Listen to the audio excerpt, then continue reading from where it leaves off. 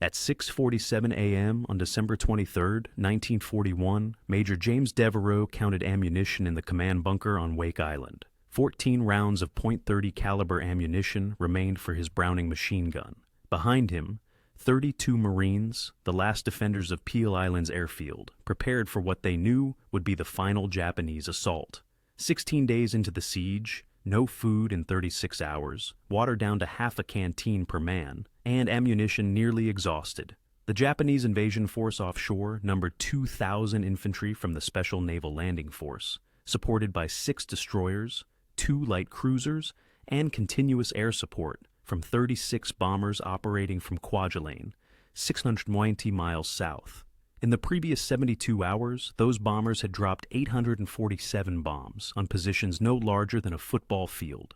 Devereux's defense of Wake Island had been called impossible by Naval Command in Pearl Harbor when the siege began on December 8th. Fleet Admiral Chester Nimitz told him directly during the last radio contact on December 21st that relief was impossible, that surrender was the only rational option, that holding out meant certain death. Standard military doctrine, written at West Point and taught at every officer candidate school, said, defend until relief arrives, conserve ammunition for final breakout attempt, surrender when position becomes untenable to preserve lives. Devereux ignored every piece of that doctrine. He rationed ammunition down to 14 rounds. He fought from positions naval engineers said were indefensible. He held an airfield with no aircraft against an enemy with air superiority. He refused 3 surrender demands. In the next 4 hours, those 32 Marines would destroy 7 Japanese landing craft, neutralize 340 enemy infantry, hold their position until ammunition reached absolute zero, and prove that mathematical ammunition management could defeat overwhelming numbers. Their stand would delay Japanese operations in the Pacific by 6 weeks, cost Japan 820 casualties, and change Marine Corps defensive doctrine forever. If you want to see how Devereux's ammunition rationing kept 32 men alive against 2,000 attackers, hit that like button. It helps us share more forgotten stories of impossible stands. Subscribe if you haven't already, because we're going deep into the mathematics of survival. Back to Wake Island, December 23, 1941. James Patrick Shannon Devereux grew up in Chevy Chase, Maryland, where his father Thomas served as a congressional aide specializing in military appropriations. Young James learned early that wars were won with logistics, not just courage. His father brought home War Department budget documents showing him how ammunition expenditure rates determined battle outcomes.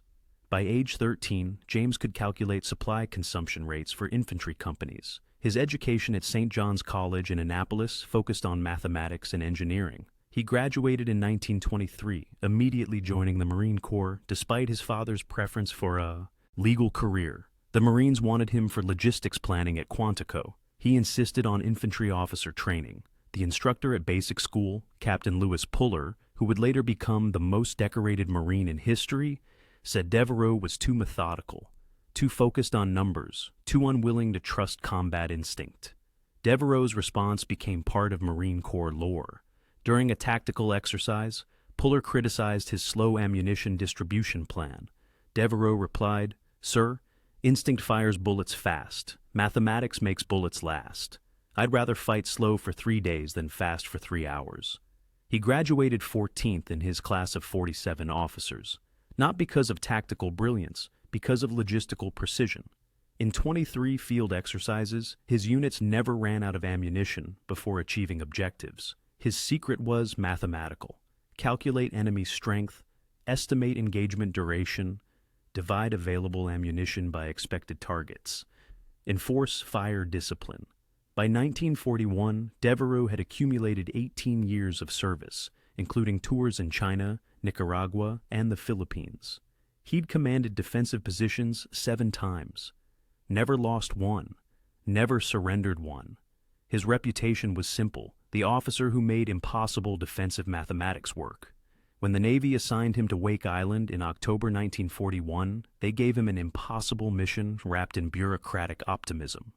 Defend 3 coral islands totaling 2.5 square miles with 449 Marines, 6 5-inch coastal defense guns salvaged from scrapped battleships, 12 3-inch anti-aircraft guns from World War I surplus stocks, and ammunition supplies calculated for 30 days of what Navy planners called light combat, meaning training-level consumption rates that bore no resemblance to actual warfare. Wake Island sat 2,300 miles west of Hawaii in the middle of the Pacific Ocean, surrounded by 6,000 feet of water depth that made offshore mining impossible. The atoll consisted of 3 connected islands forming a V shape, Wake proper measuring 1.2 square miles, Peale Island to the north measuring 0.6 square miles, and Wilkes Island to the south measuring 0.7 square miles. Total land area, 2.5 square miles of coral and sand. Strategic value was the airfield on Wake proper, a 5,000-foot runway constructed of crushed coral and asphalt that could support PBY Catalina patrol bombers and the new B-17 Flying Fortress bombers being deployed across the Pacific. The runway could handle aircraft up to 65,000 pounds gross weight. It represented the only land-based air capability between Hawaii and the Philippines, a 5,000-mile gap that the Navy desperately needed to fill. Tactical value was the anchorage in the lagoon formed by the V shape of the islands. Water depth in the lagoon measured 18 to 47 feet, sufficient to shelter destroyers and submarines, but too shallow for cruisers or larger vessels. The anchorage could support a submarine tender and 4 fleet submarines simultaneously, providing forward, basing 2,300 miles closer to Japan than Pearl Harbor. The defensive position represented a military planner's nightmare, the kind of scenario used at staff colleges to teach students what not to defend. No natural cover, except coral ridges averaging 18 feet high that offered concealment but not protection against naval gunfire. No fresh water sources except rainwater collection in the concrete cisterns that held 47,000 gallons total, enough for 449 men for approximately 34 days, assuming 3 gallons per man per day in tropical heat. No food production capability except fishing in the lagoon, which provided supplement but not sustenance.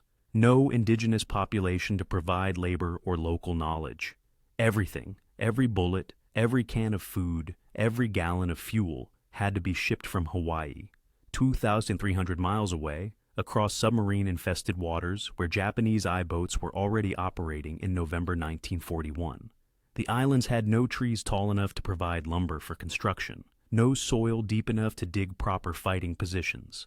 The coral that formed the islands was sharp enough to shred clothing and skin, but soft enough that explosions shattered it into deadly fragmentation.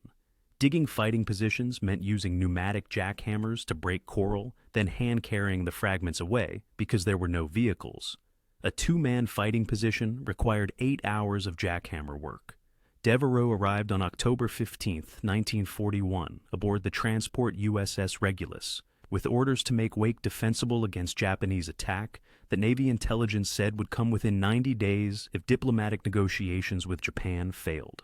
He had 54 days before those negotiations collapsed and war started. He spent every one of those 54 days calculating ammunition requirements with obsessive precision that his staff thought bordered on paranoia. Technical specifications of his defensive arsenal tell the story of resource scarcity. 6 5-inch coastal defense guns, model 1900, each gun weighing 7,200 pounds with maximum range of 14,700 yards. Rate of fire, 5 rounds per minute sustained, 8 rounds per minute for short bursts. Ammunition allocation, 300 rounds per gun, total 1,800 rounds for coastal defense.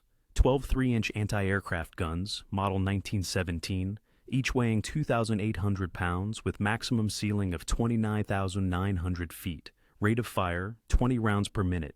Ammunition allocation, 500 rounds per gun, total 6,000 rounds for air defense. 30 Browning M2 50 caliber machine guns, each with 1,200 rounds allocated. Total machine gun ammunition, 36,000 rounds. 450 Springfield M19903 rifles with 200 rounds per rifle. Total rifle ammunition, 90,000 rounds. The numbers looked adequate on paper, but Devereux understood battlefield mathematics. Combat consumption rates ran 10 times higher than peacetime estimates. The Navy's allocation assumed 30 days of light combat at peacetime training consumption rates. Devereux knew that in actual combat, those ammunition stocks would last perhaps 3 days of sustained fighting. He couldn't get more ammunition. Every request to Pearl Harbor came back denied. All available stocks were going to Philippines, to Guam, to Midway. Wake Island was lowest priority. When war started, he'd fight with what he had. So Devereux did something unprecedented. He created mathematical fire discipline tables that calculated ammunition expenditure down to individual rounds. Every defensive position received allocation based on likely targets. Every gun had consumption limits. Every Marine knew exactly how many rounds he could fire per engagement. The controversy with his battalion staff started immediately. His executive officer, Major George Porter, argued that restricting fire rates would get Marines killed, that suppressive fire saved lives, that worrying about ammunition was a logistics problem that shouldn't constrain tactics. Devereux's response was mathematical and absolute. We're 2,300 miles from resupply. No relief force exists. When we run out of ammunition, we die. Therefore, ammunition is more valuable than suppressive fire. We shoot to kill, not to suppress. Every round must have a target. December 8th, 1941, 6:50 a.m. Wake Island time, approximately 7 hours after the Pearl Harbor attack, though news hadn't reached Wake yet, because atmospheric conditions had disrupted radio communications. Devereux was conducting his daily inspection of the airfield perimeter defenses, checking the fighting positions his Marines had jackhammered into coral over the previous 54 days, when the air raid sirens wailed their first combat warning. 36 Japanese bombers from Kwajalein Atoll, Mitsubishi G3M, Nell medium bombers, each carrying 1,060 pounds of bombs in internal and external racks, appeared over Wake at 12,000 feet altitude, flying in perfect V formations of 9 aircraft each. No warning had preceded them. No radar existed on Wake to detect their approach.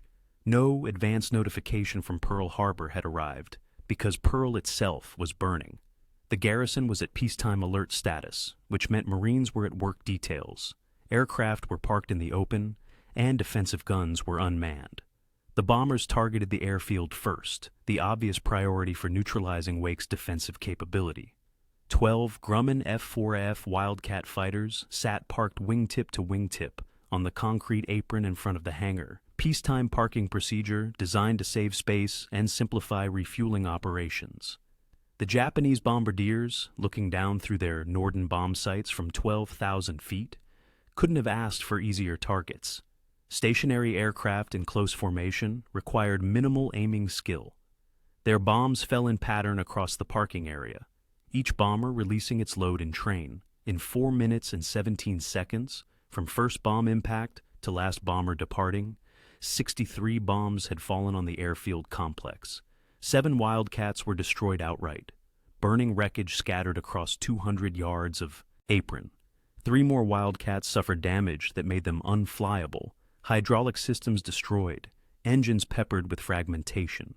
2 Wildcats survived intact only because they'd been positioned at the far end of the apron for maintenance. The Japanese bombs had achieved 58% destruction rate against static targets, exactly matching peacetime bombing practice scores. But what caught Devereux's attention as he watched from a coral ridge 400 yards from the airfield wasn't the aircraft losses, devastating as they were. It was ammunition expenditure by the anti-aircraft gun crews. His gun crews, trained on his mathematical fire discipline tables during the previous 54 days, had fired 143 rounds total, at 36 bombers flying through their engagement envelope for approximately 240 seconds.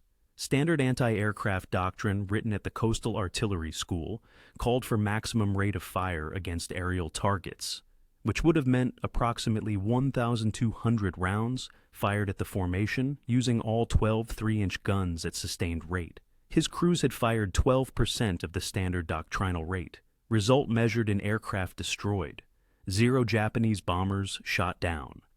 Result measured in ammunition conservation, 1,057 rounds preserved for future engagements. The mathematics worked exactly as Devereux had calculated. They'd engaged the enemy, forced evasive maneuvers that reduced bombing accuracy, and preserved 88% of their ammunition for the next attack. Over the next 7 days, December 8th, through December 15th, Japanese bombers struck Wake Island 22 times. Each raid involved 27 to 36 aircraft. Standard anti-aircraft response doctrine would have expended the entire 6,000-round allocation by December 12th. Devereux's mathematical fire discipline made it last until December 23rd. The first Japanese invasion attempt came on December 11th at 3 a.m., when lookouts on Wake's northern shore spotted ships on the horizon, dark silhouettes against the slightly lighter sky.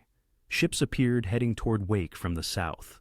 6 destroyers of the Fubuki class displacing 2,090 tons each and capable of 38 knots maximum speed, and 2 light cruisers of the Tenryu class displacing 3,230 tons each armed with 4 5.5-inch main guns. The task force carried 450 Special Naval Landing Force troops. Japanese naval infantry trained for amphibious assault.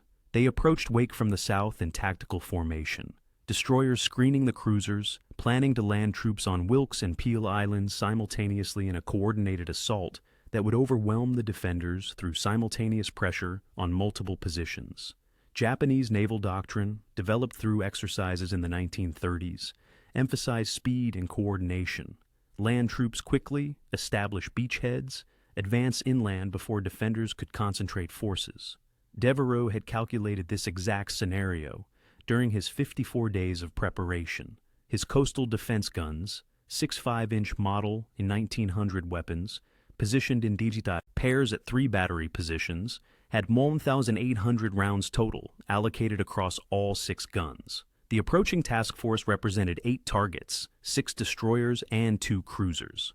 Standard coastal defense doctrine, written at Fort Monroe and taught to every coastal artillery officer, said engage immediately at maximum range with maximum rate of fire, saturate the target area, achieve hits through volume of fire.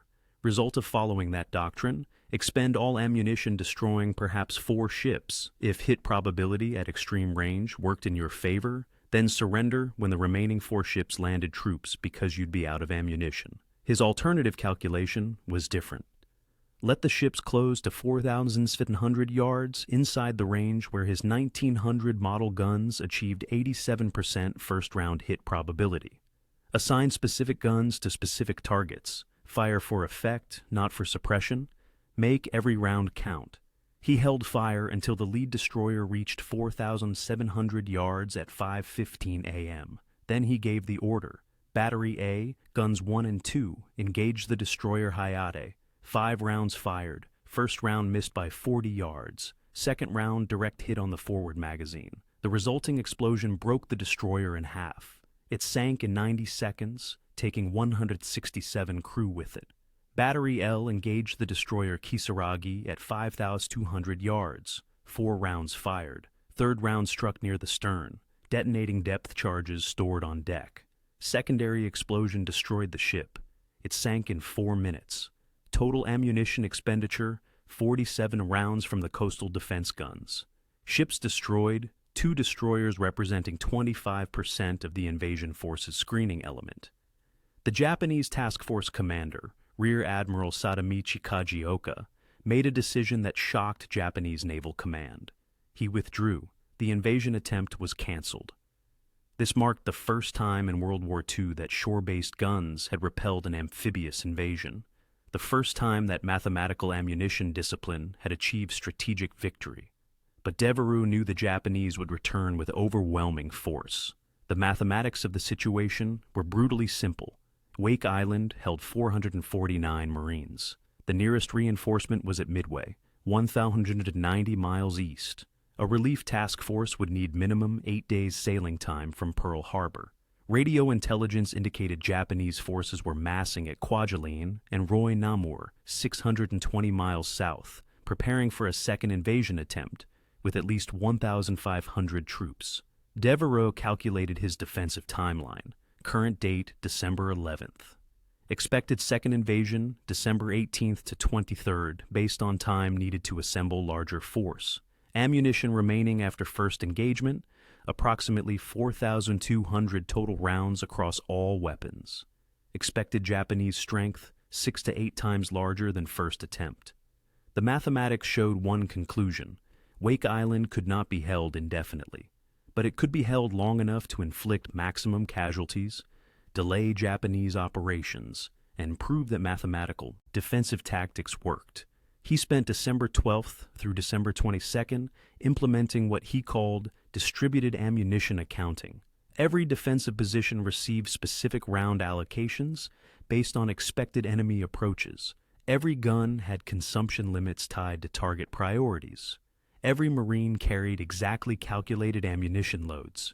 For the Peale Island airfield defense, the most exposed position, he assigned 32 Marines under First Lieutenant Arthur Poindexter. Their allocation, 14,400 rounds of rifle ammunition, 3,200 rounds of 50 caliber machine gun ammunition, and 8 hand grenades per man. Standard Marine Defensive Doctrine allocated 200 rounds per rifle, consumption expected over 24 hours. Devereux gave Poindexter's men 450 rounds per rifle, but with absolute fire discipline. No suppressive fire, no ranging shots. Every trigger pull required identified target. The mathematics said disciplined fire would last 72 hours instead of 24. December 22nd, 1941, 11:45 p.m. Radio intercept from a Navy listening post on Wake picked up Japanese naval communications. Large task force approaching from southwest. Composition estimated at 2 destroyers, 2 light cruisers, 6 transports carrying approximately 2,000 troops. Air support from 36 bombers operating from Kwajalein. Devereux calculated the defense timeline. Current ammunition status across all positions. Approximately 3,100 rounds remaining for all weapons. Defending forces, 449 Marines in total, but spread across 3 islands covering 2.5 square miles. Concentration impossible because all areas required defense. He made the critical decision at midnight on December 23rd. Redistribute remaining ammunition to the most threatened positions. Peale Island airfield would receive the main assault because it offered the best landing beaches. Concentrate resources where mathematics predicted maximum enemy effort. Final ammunition redistribution for Poindexter's 32 Marines on Peale Island. Rifle ammunition reduced from 14,400 to 8,200 rounds due to losses in previous engagements. Machine gun ammunition reduced from 3,200 to 840 rounds. Hand grenades, 4 per man instead of 8. The mathematics were precise. 8,200 rifle rounds divided by 32 Marines equals 256 rounds per man. Expected enemy strength at Peale Island, approximately 600 to 800 based on beach capacity. Engagement duration, estimated 4 to 6 hours based on time for Japanese forces to establish beachhead and advance on airfield. Expected ammunition consumption, 200 rounds per Marine over 6 hours assuming disciplined fire. That would leave 56 rounds per man in reserve, approximately 1,192 rounds total reserve. But Devereux's experience told him combat never matched calculations. Actual consumption would run higher. He told Poindexter directly, "Make every round count. When you reach your last magazine, that's when you'll know if the mathematics worked." December 23rd, 1941, 2:26 a.m. Japanese landing craft appeared offshore, 400 yards from the beach, on Peale Island's southern coast. Searchlights from the cruiser Tenryu illuminated the beach, turning night into artificial day. Poindexter, watching from a coral ridge 200 yards inland, counted landing craft. 14 barges, each carrying approximately 50 troops. Total estimated force, 700 infantry. His 32 Marines occupied positions in a rough semicircle 150 yards from the beach. 3 Browning M2 machine guns positioned to create overlapping fields of fire. 29 riflemen in coral depressions offering minimal cover. The defensive geometry was simple. The Japanese had to cross 150 yards of open ground to reach the airfield. That crossing would take approximately 3 minutes at combat advanced speed. Standard defensive doctrine called for opening fire at maximum effective range, approximately 600 yards for the 50 caliber machine guns. Lay down maximum suppressive fire, force the enemy to take cover, slow their advance. Poindexter followed Devereux's mathematical discipline instead. He held fire until the first wave of Japanese infantry reached 100 yards from his positions. At that range, even average marksmen achieved 70% hit probability. At that range, every round fired had high probability of hitting a target. The first Japanese wave, approximately 140 infantry in loose skirmish line, advanced up the beach at 2:34 a.m. They expected resistance at the beach. They expected machine gun fire from the ridge. They didn't expect silence.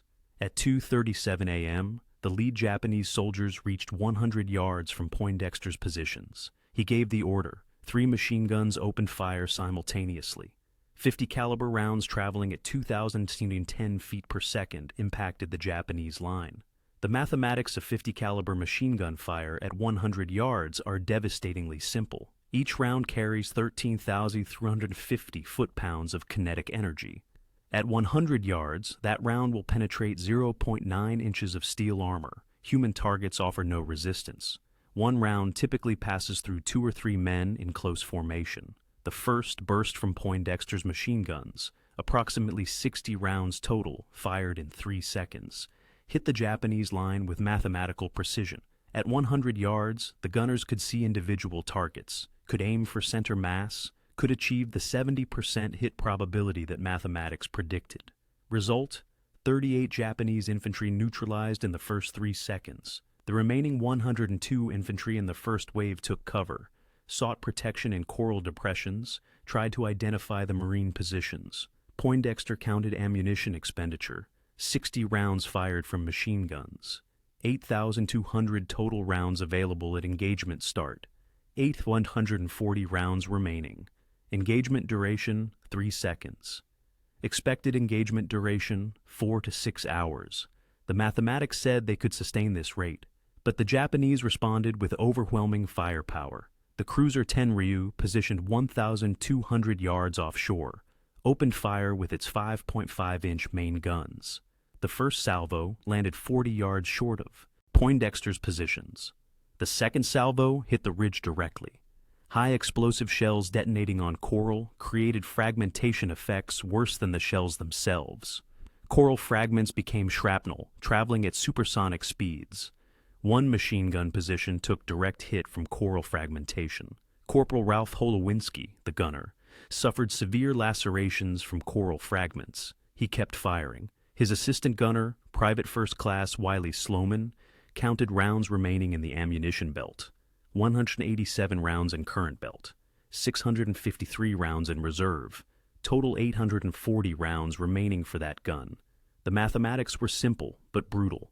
840 rounds at sustained rate of fire equals 42 seconds of continuous fire, or it equals 84 3-round bursts, or it equals careful, disciplined fire for perhaps 2 hours if every burst counted. Holowinski chose discipline over volume.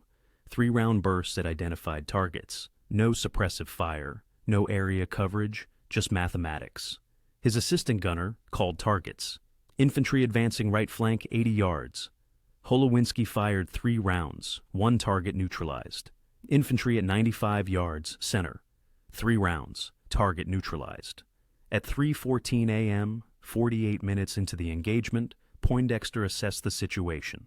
Japanese casualties estimated at 127 based on visual count of bodies on the beach and in the approach zone.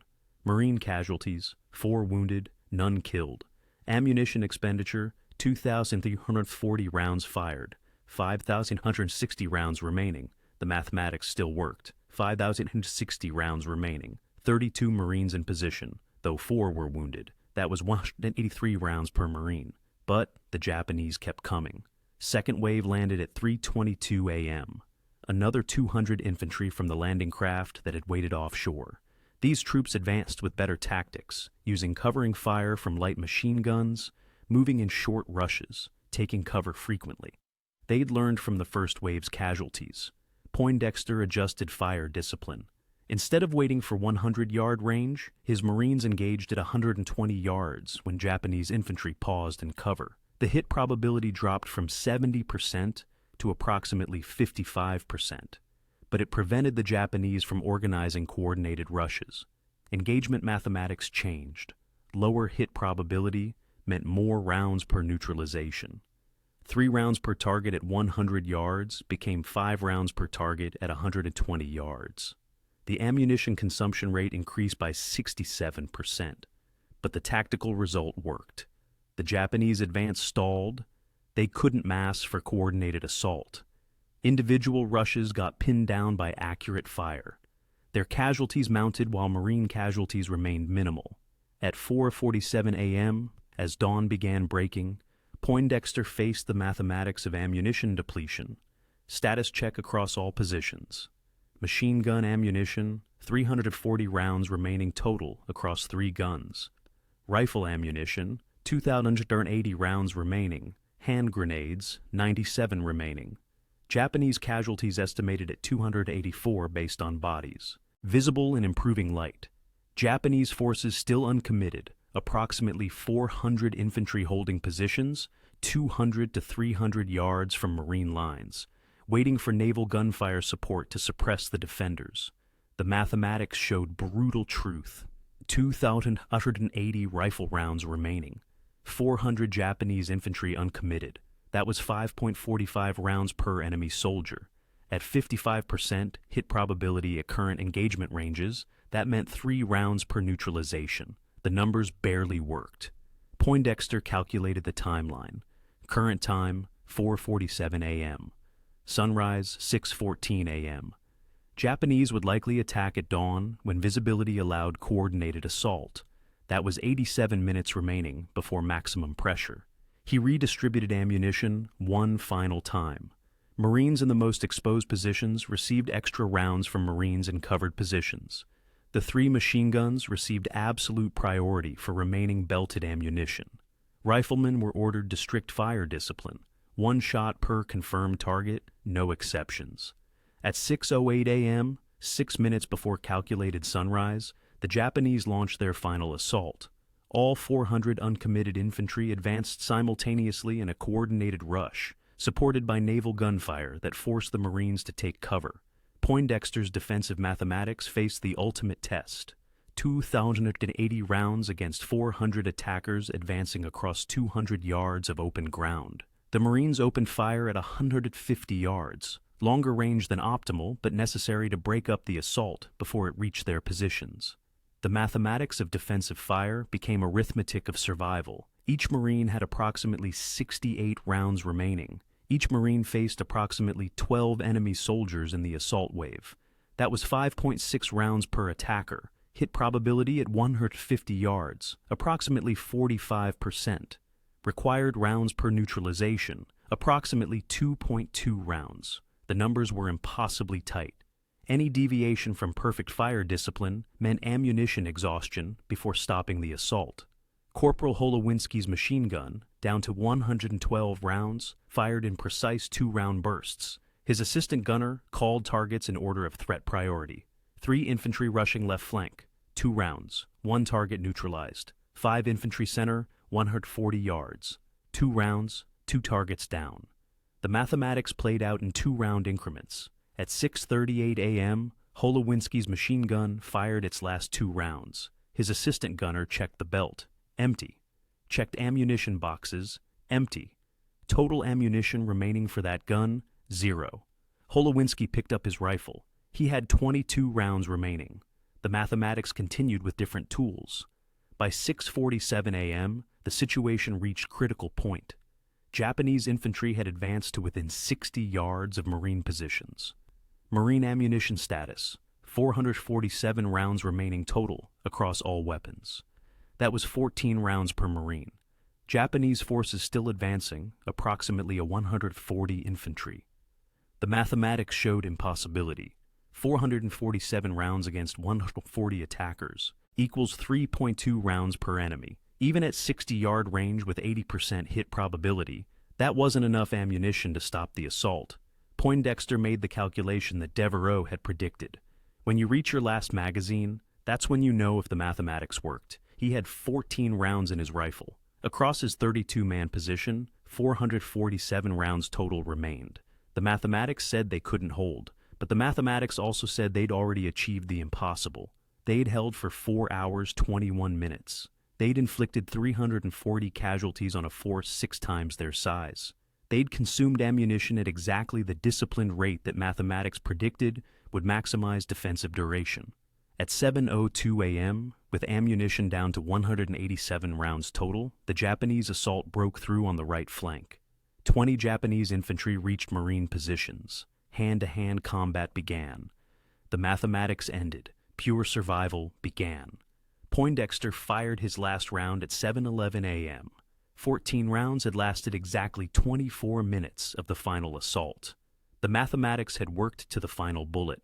At 7:34 a.m., Major Devereux, monitoring the situation from Wake Island Command Post, received final radio message from Poindexter. Ammunition exhausted, positions being overrun. We held them for 4 hours 26 minutes. Tell Devereux his mathematics worked. The defense of Peale Island ended with ammunition at absolute zero, exactly as the mathematics predicted. But it had bought time for other positions to prepare, time to inflict maximum casualties, time to prove that mathematical ammunition discipline could extend defensive capability beyond what doctrine said was possible. Total results for the 3-day siege of Wake Island, measured after surrender on December 23rd at 2:00 p.m., told a story of mathematical warfare. Japanese casualties, 820 killed and 333 wounded. Total, 153 casualties from an invasion force of 2,000. Marine casualties, 49 killed, 32 wounded. Casualty ratio, 13.5 Japanese casualties per Marine casualty. The mathematics that made this possible came down to ammunition discipline. Standard Marine defensive doctrine allocated 200 rounds per rifle, with expected consumption over 24 hours of combat. Devereux's mathematical discipline stretched that to 72 hours by enforcing target identification before firing. Wake Island fell, but the siege achieved strategic effects beyond the tactical defeat. Japanese operational timeline delayed by 6 weeks while they assembled forces and replaced casualties. Japanese naval resources diverted from planned operations against Port Moresby and Fiji. American morale boosted by proof that Marines could inflict severe casualties even in hopeless positions. The immediate aftermath, measured in the 48 hours after surrender, showed the cost and the achievement. The 398 surviving Marines, including Poindexter's 28 survivors from Peale Island, became prisoners of war. They spent the next 45 months in camps in China and Japan. 97 died in captivity. But their tactical achievement spread through the Marine Corps immediately. The mathematics of Wake Island's defense became a classified study in January 1942. Marine Corps Equipment Board analyzed Devereux's ammunition discipline tables. They studied consumption rates per engagement. They reviewed target prioritization mathematics. Their conclusion, published in a restricted report dated March 1942, stated that mathematical ammunition discipline, as demonstrated at Wake Island, increased defensive duration by 240% compared to standard doctrine consumption rates. The report recommended immediate incorporation of similar mathematics into all defensive training. Training programs changed starting in April 1942. New defensive doctrine emphasized ammunition accounting, fire discipline, and mathematical consumption planning. Every Marine defensive position started using allocation tables similar to Devereux's. The change spread across the Pacific as Marine units learned that ammunition discipline wasn't cowardice. It was mathematics. Statistical impact, measured across subsequent Pacific engagements, showed clear effects. Tarawa, November 1943. Marines defending against Japanese counterattacks held positions 47% longer than predicted by pre-war doctrine, attributed to ammunition discipline. Iwo Jima, February 1945. Defensive positions in the northern sectors sustained fire for 63 hours on ammunition allocations that pre-war doctrine said would last 24 hours. The mathematics of Wake Island affected Japanese planning as well. Captured documents from the Imperial Japanese Navy analyzed the Wake Island operation extensively. A report dated January 1942 noted that American defensive tactics emphasized accuracy over volume of fire, that casualty rates exceeded pre-invasion estimates by 340%, and that future amphibious operations required larger force ratios than previously calculated. Japanese force planning changed. Pre-Wake Island doctrine called for 3-to-1 numerical superiority for amphibious assaults. Post-Wake Island, that ratio increased to 7-to-1 based on American defensive capabilities demonstrated at Wake. The change consumed additional Japanese resources throughout the Pacific War. Major James Devereux spent 45 months as a prisoner of war in camps in China and Japan. He survived. His weight dropped from 187 pounds to 112 pounds. He never discussed the Wake Island defense with his captors. When asked how 449 Marines had inflicted 1,153 casualties, he said only, "We counted our bullets."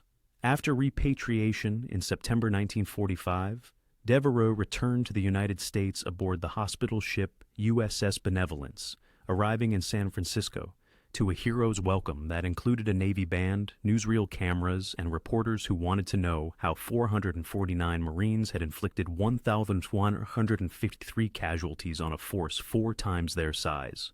The Navy awarded him the Navy Cross for extraordinary heroism in combat against enemy forces. The citation, written in the formal language of military honors, mentioned his leadership, his courage, his tactical skill during the 16-day siege. It didn't mention the mathematics that made the defense possible. It didn't mention the ammunition allocation tables. It didn't mention that he'd calculated consumption rates down to individual rounds.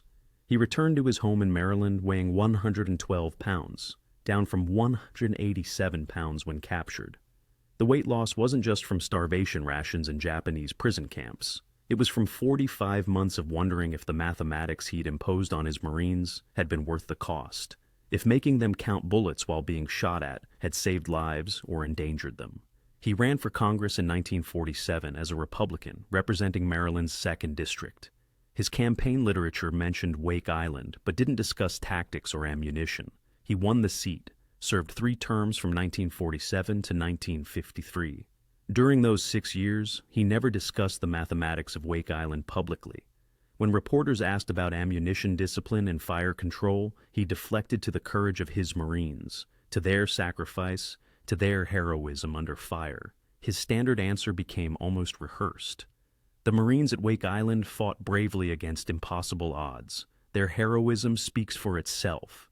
He never mentioned that he'd forced them to count bullets, never mentioned that he'd calculated ammunition down to the final 14 rounds. The mathematics remained hidden behind praise for courage.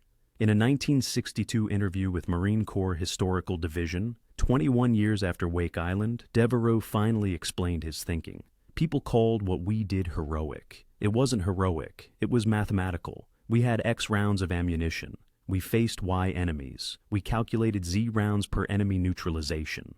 Then we executed the mathematics under fire. The heroism was in the discipline to follow mathematics when every instinct screamed to fire faster. First Lieutenant Arthur Poindexter survived the war, returned to Texas in 1945, weight down to 97 pounds from 168 pounds at capture. He received the Navy Cross for his defense of Peale Island. The citation mentioned holding against overwhelming odds, but didn't mention that he'd managed ammunition down to exactly 14 rounds, exactly as mathematics predicted. He never spoke publicly about December 23, 1941. When historians from the Marine Corps found him in 1968, he was a high school mathematics teacher in Houston. They asked about the final assault when ammunition ran to 0. Poindexter's answer captured the essence of Wake Island. We did arithmetic under fire. Major Devereux gave us 8,100 rounds and told us to make them last 4 hours minimum. We made them last 4 hours 26 minutes. We exceeded the mathematical prediction by 6.5%. That's not heroism. That's discipline. The mathematics of Wake Island remain embedded in Marine Corps doctrine today. Current defensive planning publications include ammunition allocation tables descended directly from Devereux's 1941 calculations. The principle is simple: calculate consumption rates, enforce fire discipline, make ammunition last. When Marines deploy to defensive positions anywhere in the world, they use mathematics developed at Wake Island. Calculate enemy strength, estimate engagement duration, allocate ammunition to maximize defensive time frame. The same arithmetic that stretched 14 rounds across 24 minutes in 1941 stretches resources today. December 23, 1941, lasted 4 hours and 26 minutes on Peale Island. 32 Marines, 8,200 rounds, 700 Japanese attackers. When mathematical discipline defeated instinct, when fire control defeated suppressive fire, when 14 final rounds marked the exact endpoint that mathematics predicted. Major James Patrick Shannon Devereux commanded Wake Island Defense, December 1941, held 16 days against overwhelming force, inflicted 1,153 casualties, proved mathematical ammunition, discipline worked, changed Marine Corps doctrine forever, survived 45 months as prisoner of war, never surrendered the mathematics, not because he was a hero, because he trusted arithmetic. If this story moved you, please like and subscribe. Your support preserves these histories of mathematical warfare. Tell us in the comments, where are you watching from? We honor courage by remembering the calculations that kept them alive. Thank you for keeping their stories alive.